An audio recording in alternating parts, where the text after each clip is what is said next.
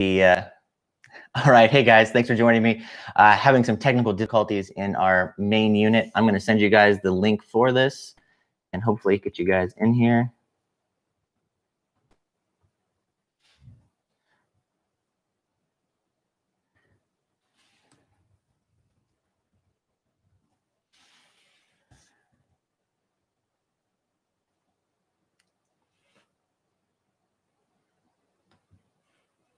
Yep. You guys trickle in right now. Thanks for joining me. Appreciate the technical difficulties. Hey guys, what can I say? I love working with technology because things work and sometimes things don't work, but at least we always have good backup. So big thanks to YouTube on that. We're getting there though. I'm just gonna let a couple more people roll in. I know there's probably another 20 or 30 more people that are gonna make it. Hey guys, I should have just done the whole thing here. Would have been so much simpler, right? Oh wow, this works so much better. Do not, and I repeat, do not use Webinar Ninja. It is the worst service. I've had nothing but outages with them for the past month while I'm trying to get this webinar up and down. So it's a little tip right there. Don't go with that. All right, so we've got that here. I've got a couple questions, and first off, I do want to say thank you guys so much for joining me. Really impressed with the turnout and super glad that you guys were able to come out and enjoy Friday with me.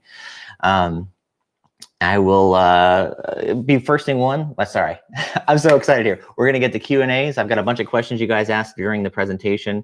I'm gonna open those up right now. And if you guys have any other questions you guys want, feel free to throw them down into the little live chat on the other side of the bar there. So the first question I got is, do you need releases if you're shooting a crowd? And the short answer to that is yes. Anytime you see anybody's face and you're selling it for a non-editorial position, you need to have a release. Now, when it comes to something like time-lapse photography, I'm blurring the faces because what I'm doing is dragging the shutter. So the likelihood of you seeing a face or you being able to identify someone is slim to none. So that's how we kind of get away with it when it comes to like those giant crowds. There's also, you can shoot like legs, feet, and bodies without showing the face as well if you're doing live action. And if you are doing editorial work, which is usually for newspapers or news programs, you can get away with shooting it for that because it falls in the realm of public interest. So it's a double-edged sword. But as I would say, always recommend getting model releases for any kind of footage that you put out for anything that's past editorial. So for the next one, how do you protect your work? Well, one thing I always do at least maybe 2 times a year, depending on how much content I've created, is I will go back and go to the copyright office and put all of the work that I've created onto either a thumb drive or a DVD, which we don't do DVDs anymore. And you give that to the copyright office, and then they will actually copyright all of the content that is on there. So that's a double way of protecting it. You are protected from copyright when you create your work, but this is basically putting it into the system, and if anything happens to that work, you can actually get more compensation later on when you go through the process. And I've had this happen plenty of times, so it's always a good idea to copyright your work. Oh, look at all of this questions coming in. I'm going to go through these other 3 questions, and then I'm going to get all the questions that are in chat. So for time-lapse intervals, you know, it really just depends on what the subject is. You can shoot fast intervals, you can shoot slow intervals. But again, if we're shooting clouds, I actually like to do fast intervals, maybe 1 second at the fastest and 2 seconds at the longest, because you want to create those really smooth patterns. If you're talking about people or cars, you want to have fast intervals as well, and using long shutter speeds somewhere in that 1 second to 1.5 seconds, so you can create those really beautiful motion trails. But the best thing you can do is I actually have a couple other webinars, or not webinars, but videos on my YouTube site that you guys can check out and then see how that stuff is done. Next question is there a rule of thumb for how prominent people are in the video before you get the release? For the most part, if you can see their face and you can identify someone, then you should, or you really have to get a permit. So again, that goes back to, if you can see them and you can identify, grab a permit, or a model release, I should say. But if you're doing it for editorial work, sometimes it's not needed, but you should obviously get their permission. All right, so any tips for drone videos?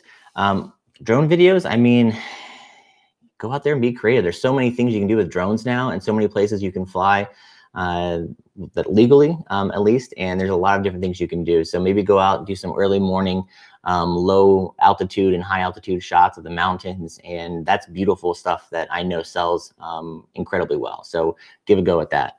All right, here we go. Oh my gosh. Can you speak to showing model releases wearing COVID masks? That's a great question. When it comes to wearing COVID masks, I'm honestly not sure the legalities behind that. I have to talk to a lawyer to figure out what that is. But I think it all goes back to identifying the person. If you can actually see who they are and you know who they are, then you have to still get a model release. Are there different release rules based on the different states? Mr. Drew, I think the answer to that is possibly. I'm not a lawyer, so you need to contact a lawyer to actually find that information out. There are things that you can write in your model lease that will protect you, and that's something that we can talk about another time. But really do your due diligence when it comes to creating your releases. I always make sure that I have the lawyer write up a new draft every year so that it protects me and protects the client that I'm working for. So that's something that you can look at and talk with in your own time with a legal advisor. All right. Oh, this is great. Nimi wants me to pay a subscription to sell my stock. Is there any way around this? So Nimi has, it's a great service, but you do have to pay for their service if you want to get the most out of it, unfortunately. I do believe they offer a free limited like 2 GB service, but it's not really conducive to selling mass amounts of stock. So if you are serious about selling stock and you have a large volume that you're going to directly sell to other clients, then I highly recommend using the subscription. I've got the $199 a month subscription, and it works really, really well. And I would say it's worth the investment if you're trying to make this full time. All right. Next question. Will the same rules apply to the permit when shooting a big crowd using a drone? Again, unless you can see their face with the drone, you're not going to have an issue. But if you can see faces and you do something that's non-editorial, then you may run into some legal problems. But again, you want to talk to a lawyer first. I'm not a lawyer. What's your experience with private property from the air?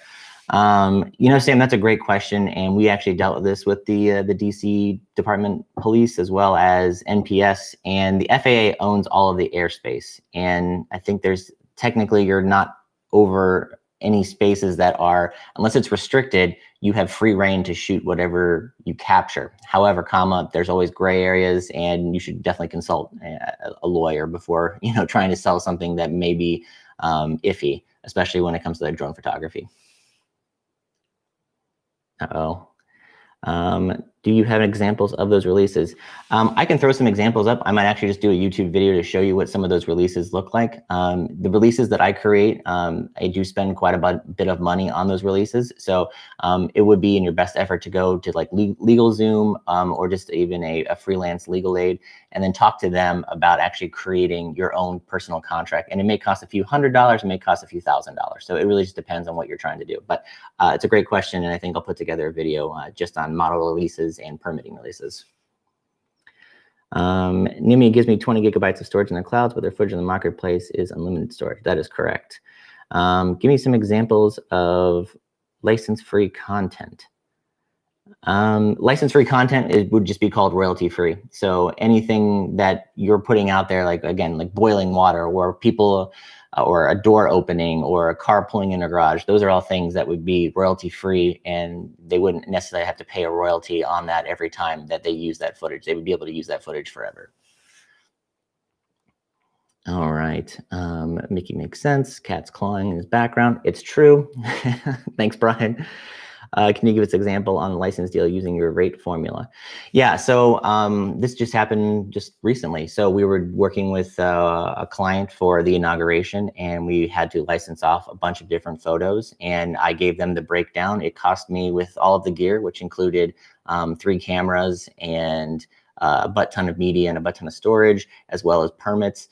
It cost me somewhere around $8,000 to $9,000 to do that, and I was able to negotiate a price for about $1,250 to $2,000 per shot for a rights managed 1-year use for broadcast only. So that formula works really well as a generalization, but then you also have to add those terms into it too. So that can help boost the price up, especially if you have really unique content or very highly sought after content. So great question, Sean. Can you provide an insight on how to negotiate higher payout rates from agencies? getting up in the 50% range?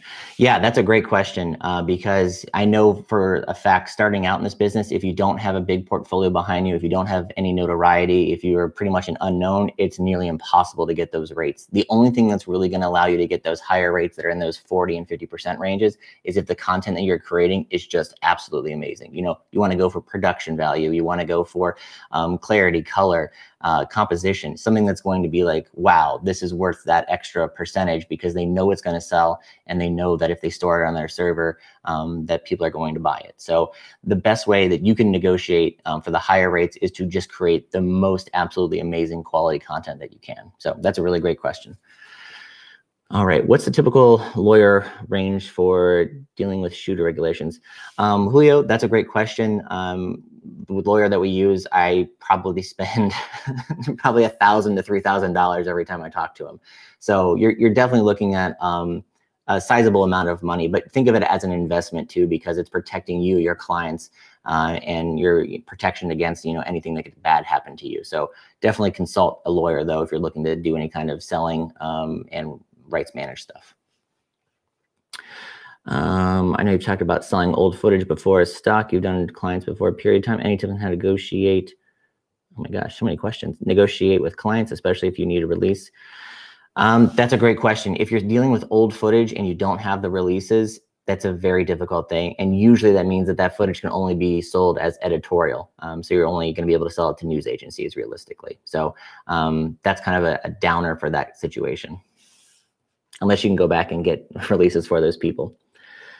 Higher rates and sorry. I live in DC and have had some flexibility in my schedule. Are you open to any folks accompanying you on shows? Guys, if you're in DC and you want to come out shooting with me sometime, by all means, let me know. Hit me up on Facebook or YouTube. I do go out quite frequently, not as frequently as I have been or since COVID came out, but I love to go out and shoot. And if you guys want to join me at some point, feel free. I'm here. Have a good time. All right, better wording, a bunch of big words around here. Stoked to see much support in the Time-Lapse community. Yeah, thanks, Roberto. I appreciate you being here today, man. During work, always consult a lawyer. All right, I think that's it for the questions. You guys ready for the old laptop drawing? And let me just say, I want to give a huge thanks and shout out to Dell, who sponsored this and you know, is giving away the laptop. It's one of the best, if not the best laptop I've ever used. This thing chunks through 8K footage like butter. And I've just used it on like 3 different projects, taken it everywhere I go, and it's a beast. This thing will not let you down. And it is one of those, look how thin this is. Can you see how thin this is? This thing handles so much footage. So, I mean, I shoot a ton of raw 8K and 10K time-lapse footage all on this, and it just chomps it like nothing. It's so good. So I'm gonna see if I can figure out how to switch the screen here so you guys can see my screen, because I had this whole thing presented where you guys will be able to see the spinning wheel and see who wins. All right, so here comes the, do I have an way to do this? There's no way to do it. I can't share my screen. All right, well, we're gonna do it this way. So we've got 3 different prizes. The first drawing is gonna be for a, what do we got here? I forgot. Black Magic is also amazing. So I want to thank Black Magic and everyone else who supplied prizes for this, because they're awesome. I love DaVinci Resolve, use it every day. If you guys aren't using DaVinci Resolve, you should be using DaVinci Resolve. But let me get the exact things that we're giving away. That way we can get it out there. All right, so we are giving away the DaVinci Resolve Ultra Studio Monitor 3G, and this is pretty awesome because it allows you to connect to your computer and do multiple streams of video. So if you're doing broadcasting like this, you can use multiple cameras. It's pretty awesome. That's going to be our first item up. Second item up is going to be a DaVinci Resolve 16 license key, so you can start using the full studio version instantly. And then the main prize, which will be our third drawing, will be for the beautiful laptop. Hope you guys are ready. All right, so we're gonna get the first drawing done right now. All right, here we go. I'm excited. Okay, so the first drawing, all of your guys' names are in here. If you registered, you are here. I am doing it now. Oh, the wheel's spinning, guys. It's spinning. I wish I could show you. Oh, goodness. And the winner is, this is for the 3G monitor from Dell. Larry Adams, congratulations. You won a brand new Blackmagic 3G audio or video monitor. Congratulations. Go ahead and remember that. All right. Now the next one is for the DaVinci Resolve 16 activation code for the studio version. All right, you guys ready? Here we go. I'm super excited. Let's see who wins. And the winner for the DaVinci Resolve 16 studio version is Luke Moyer. Congratulations, Luke. You just won. Woo! I'll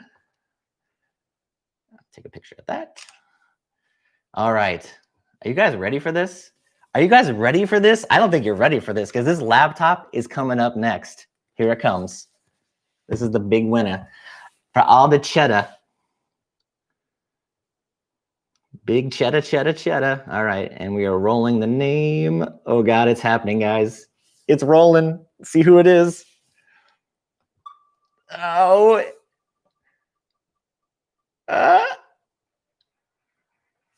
Oh, that's not the right name. It just came up with a bunch of X's. Hold on one second. This is the real winner. Hold on. Okay, here we go. Here we go. Here we go. Here we go. Here we go. It's stopping. It's finding it. Hans Weber, congratulations. You just won a brand new Dell Precision 5750. Oof, that's awesome. Congrats, Hans. Boom. Winner, winner, chicken dinner. All right. Hey, everybody, thank you so much for joining me. If you do have questions, just throw them down below. And I'll be happy to answer them. I'm going to be putting out some more content here in a few weeks. And if you guys haven't heard about Free Print Friday, sign up for my Free Print Friday at district7.com. I give away free prints. That's it. Nothing else to it. And if you guys have anything else that you guys want to learn or talk about, just hit me up on Facebook or down in the comment section below. I really want to say big thanks to Dell. Without them, I couldn't make this presentation possible. And Blackmagic and all of our other sponsors, Nimia and Kessler. So thank you so much. And you know, if you are in the mood for buying a new laptop, I would highly recommend the new Dell Precision 5750. It is one hell of an awesome laptop. So, hey guys, thanks for joining me, and thanks for listening to me ramble for a while, and thanks for dealing with all of the technical difficulties we had with Webinar Ninja. I'll be talking to them after this. All right, thanks so much, everybody. Have a wonderful day, and we'll see you later. And congrats to all the winners. You guys are awesome. All right, cheers.